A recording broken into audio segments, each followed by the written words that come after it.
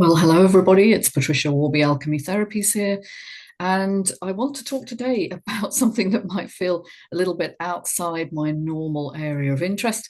It's to do with a unified theory of everything. And in particular, it's looking at the fact that we're all connected. And I was inspired to record this today because at the weekend I was very privileged to experience the wisdom and research of Nassim Haramein, who is one of, I think, the most innovative, inspiring, just all round clever guys who is on the sort of the forefront of physical quantum theory. And quantum theory may seem a little bit, as I've said, outside my normal area of interest, but actually it does inform everything that we do in the healing professions, because everything is actually energy, and matter is a particular form of energy that has kind of agglomerated or slowed down. And one of the big problems in physics at the moment is that there isn't a unified theory. There have been two major developments that haven't really talked to each other. The first was a special theory of relativity, and that was Einstein's contribution, linking energy to mass and the speed of light. You'll probably know the famous equation E equals mc squared. And then there was also, from developments in looking at the photoelectric effect, there was also the development of quantum mechanics. And quantum mechanics looks at the small, the very, very small. So special relativity focused more on the macro scale and quantum mechanics on the micro scale. And it's been about 100 years since the development of these theories, but there hasn't been anything that's united them. And so it's as if the large scale world doesn't talk to the small scale world, which of course is ridiculous. And it can't possibly be the case that there are two separate operations or sort of understandings that the universe is using for large things or small things. That doesn't make any sense at all. And it's been Nassim's goal, he and his team, to look at the nature of the universe and see if they can find a way to link these two spheres of influence, these two areas, from the cosmological to the quantum world. And he was saying that the nature of the universe is geometry. Well, of course it is. It's working in harmony. Geometry is the study of relationships, of course. We learn geometry at school as, triangles and creating different shapes and how the angles relate to each other. But in the natural world, this is going on under the surface, if you like, as a series of interactions of relationship. And in fact, the golden mean is a very important one. You may have come across that, the golden mean, the golden section, phi. It's a number which creates beauty and harmony in the growth of shells, the way that a galaxy kind of swirls, leaves, ferns, everything that you see in the natural world actually unfolds according to that relationship, that ratio. And so it was just a phenomenal day. And there's so much to tell you about what he explained to us that I don't know where to begin. But the basic idea is that if you understand the fundamental geometry of the universe, if you understand these relationships, you begin to realize it's an oscillating system. All right. We have always thought, man has always thought of things as being fixed, and we create this idea of stuff from Newton onwards, really, that we can kind of control it. But we've ignored the fact that things are embedded in a system, a vibratory system, what we might call the field, or the unified field, which is a vibrating, spinning, in fact. Nassim likes to call it a giant smoothie, which I think is a beautiful term. A spinning, vibrating system, which has largely been ignored, and particularly in universities where people are taught quantum mechanics and they're taught physical theory, but omitting this field. And it's created all sorts of very strange anomalies.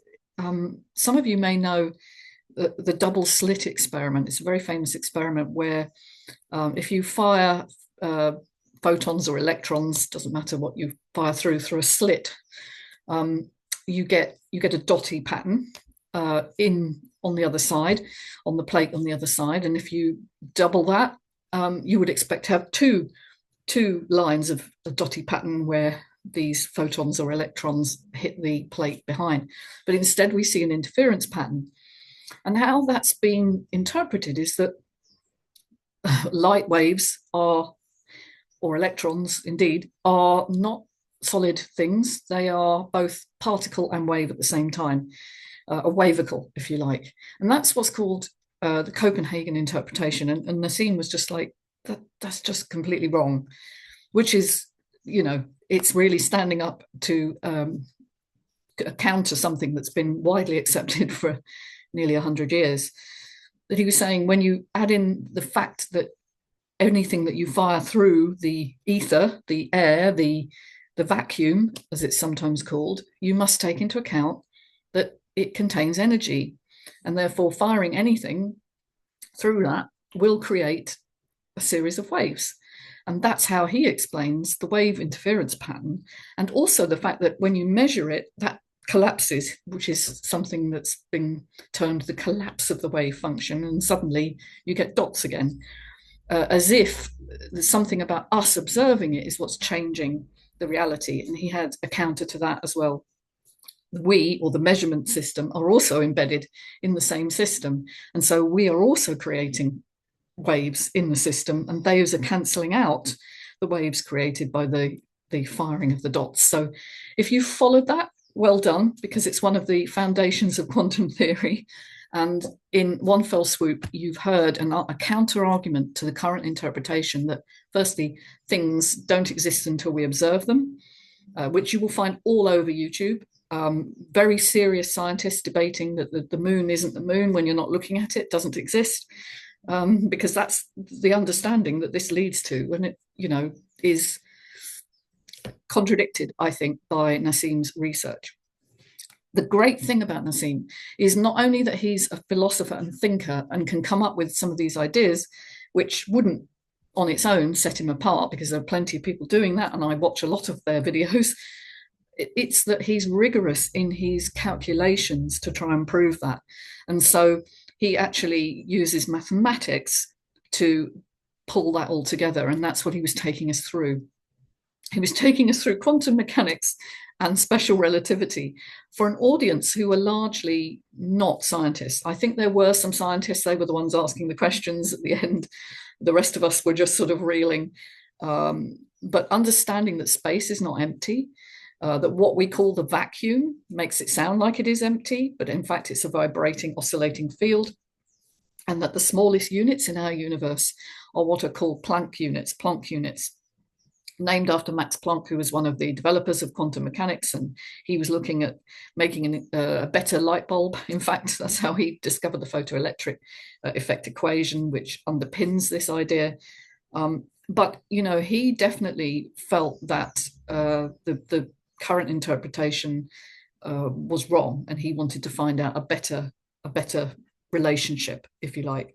And so when we understand that things are embedded in a system at all scales, and that the Planck unit, which is really, really, really small, I mean, it's billions of times smaller than an atom or even a photon or a proton, which is the basis of the nucleus of an atom, they are the smallest things we know of in our universe. That's not to say they are the smallest things, because there could be other universes embedded beyond ours. So it just is mind-blowing, this information. Why am I interested in it? Well, I think because when you're interacting with people in a health environment and you're making shifts in neuronal impulses in the brain, you're making kind of neurological shifts, something that's called neuro-plasticity. It's a very good question. How do we do this? Is it purely chemical? And I think the answer is no. The actual thing that's going on, I think, is vibratory, is oscillatory. And in fact, Nassim finished his presentation with his latest ideas, which he's shortly to publish. He wouldn't let us photograph them because they're unpublished at the moment, on the sort of biological implications of this. And he's even mapped from the Planck unit, the tiniest thing, right up to neurons in our brain, and the microtubules in particular, which are the kind of messaging structure, if you like, within all cells. And he's found that the correlations are mathematically correct. He's able to predict the charge radius of a proton exactly, or within one standard deviation, as he said. And he actually was in advance of the measurement of the time. It appeared when he first came up with his calculation that he was 4% out, but then research actually concluded, recent research concluded that he was accurate. And in fact, the previous measurement had been wrong. And so he's showing us that we are embedded at all scales. So the human form, the atoms that we contain, the cells and atoms we contain, and everything about us is oscillating all the time, and we're embedded in this informational system. And thus, the idea that you can change your reality becomes indeed entirely possible. We tend to think of ourselves as fixed, stuck, material beings, and that's certainly the way we interpret our reality. But understanding that there's an energy component that we can actually manipulate, because our brains indeed are oscillatory in nature and actually have an interaction with the field, there is no horizon that can't be overcome, I guess, no barrier to shift that you can't deal with if you understand that as a living being we have interaction and we have the option to shift our perception. And so it was an incredibly inspiring day. I can't understand why he isn't better known and why the auditorium wasn't absolutely packed, but I do understand there are a lot of people who are highly critical of him because he's outside the mainstream. He didn't go to university. He didn't sit within the university structure. He's actually doing this on his own. Well, not entirely on his own, with his team, but not with the backing of the establishment. And I think that's his genius, really, because we do know that the scientific establishment, because of its publish or die kind of structure, I've been in academia, I know what that's like. You basically have to keep publishing, whether the material is any good or not, just to bring in grants to keep the institution going. It's a money game. If you're outside of that, of course, then you can look into things that interest you rather than just bring in money. Where money is involved, you're just going to keep finding the same answers because they're the ones that are going to be funded. If money is not so involved, then you have the freedom to perhaps investigate things that fall outside the mainstream and create new innovations. And I think indeed, if Einstein was alive now, he'd never get published. That's the reality. We are in a very strange time of kind of limitation and shutdown of anything that doesn't fit entirely within the accepted narrative. And Nassim is outside of that. But if you ever get to spend time with the man, you feel instinctively that he has a love for humanity and a love for inquiry, and his mind is superbly attuned not just to the minute detail. I mean, he can write these equations, understand them, but also the bigger picture. He can pull back and see the holistic interpretation and what that means for humanity. And so I highly recommend catching up with Nassim Haramein. I'm going to include in the show notes below a much longer interview that was done with him recently by Aubrey Marcus, which I think is one of the best I've ever seen. And I will also include links to some of the books I've written on the subject of what happens at the cellular level in the human body to vibrate with the field. I called it Life Illuminated, and see if any of that gels with you. And if you like what you're hearing on this channel, please subscribe, and I'll see you next week. Take care, everyone. Bye for now.